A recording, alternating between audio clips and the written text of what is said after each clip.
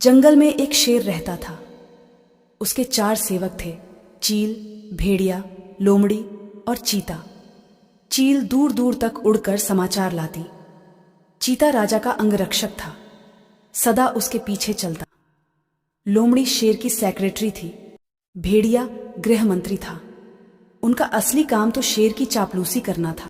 इस काम में चारों माहिर थे, इसीलिए जंगल के दूसरे जानवर उन्हें चापलूस मंडली कहकर पुकारते थे। शेर शिकार करता, जितना खा सकता वह खाकर बाकी अपने सेवकों के लिए छोड़ जाया करता था। उससे मजे में चारों का पेट भर जाता। एक दिन चील ने आकर चापलूस मंडली को सूचना दी, भाइयों, सड़क के किनारे एक ऊंट बैठा है। भेड़िया चौंका, ऊंट किसी काफिले से बिछुड़ गया होगा। चीते ने जीभ चटकाई, हम शेर को उसका शिकार करने को राजी कर लें तो कई दिन दावत उड़ा सकते हैं। लोमड़ी ने घोषणा की, यह मेरा काम रहा। लोमड़ी शेर राजा के पास गई और अपनी जुबान में मिठास घोलकर बोली, महाराज, दूत ने खबर दी है कि एक ऊंट सड़क किनारे बैठा है। मैंने सुना है कि मनुष्य के पाले जानवर का मांस का स्वाद ही कुछ और होता है, बिल्कुल राजा महाराजाओं के काबिल। आप आज्ञा दें तो आपके शिकार का ऐलान कर दूं। शेर लोमड़ी की मीठी बातों में आ गया और चापलूस मंडली के साथ चील द्वारा बताई जगह जा पहुंचा। वहां एक कमजोर सा ऊंट सड़क किनारे अकेला बैठा था। उसकी आंखें पीली पड़ चुकी थीं। उसकी हालत देखकर शेर ने पूछा, क्यों भाई, तुम्हारी यह हालत कैसे हुई? ऊंट कराहता हुआ बोला, जंगल के राजा, आपको नहीं पता इंसान कितना निर्दयी होता है। मैं एक ऊंटों के काफिले में एक व्यापार माल ढो रहा था। रास्ते में मैं बीमार पड़ गया, माल ढोने लायक नहीं, उसने मुझे यहां मरने के लिए छोड़ दिया। आप ही मेरा शिकार कर मुझे मुक्ति दीजिए। ऊंट की कहानी सुनकर शेर को दुख हुआ। अचानक उसके दिल में राजाओं जैसी उदारता दिखाने की जोरदार इच्छा हुई। शेर ने कहा, ऊंट, तुम्हें कोई जंगली जानवर नहीं मारेगा। मैं तुम्हें अभय देता हूं। तुम हमारे साथ चलोगे और उसके बाद हमारे साथ ही रहोगे।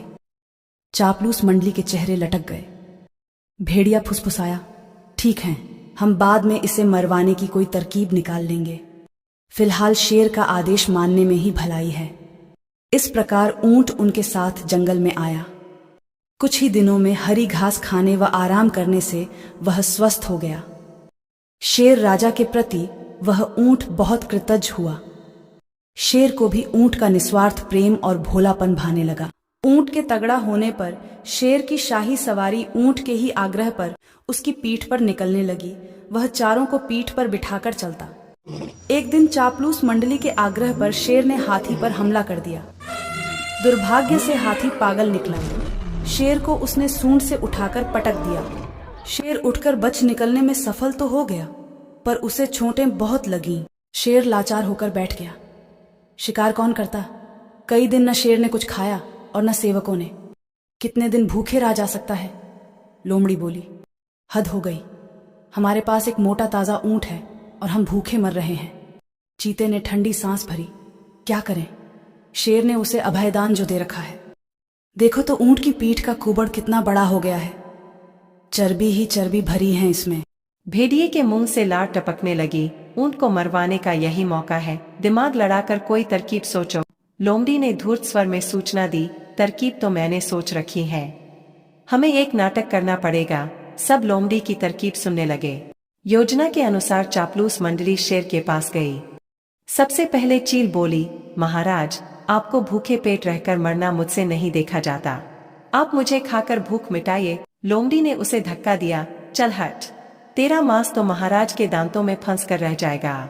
महाराज, आप मुझे खाइए। भेड़िया बीच में कूदा, तेरे शरीर में बालों के सिवा है ही क्या? महाराज, मुझे अपना भोजन बनाएंगे। अब चीता बोला, नहीं, भेड़िए का मांस खाने लायक नहीं होता। मालिक, आप मुझे खाकर अपनी भूख शांत कीजिए। चापलूस मंडली का नाटक अच्छा था। अब ऊंट को तो कहना ही पड़ा, नहीं महाराज, आप मुझे मारकर खा जाइए। मेरा तो जीवन ही आपका दान दिया हुआ है। मेरे रहते आप भूखों मरें, यह नहीं होगा। चापलूस मंडली तो यही चाहती थी। सभी एक स्वर में बोले, यही ठीक रहेगा। महाराज, अब तो ऊंट खुद ही कह रहा है। शेर बोला, नहीं नहीं, यह हम लोग को अपने पीठ पर बिठाकर सैर कराता है, ये बड़ा काम का है।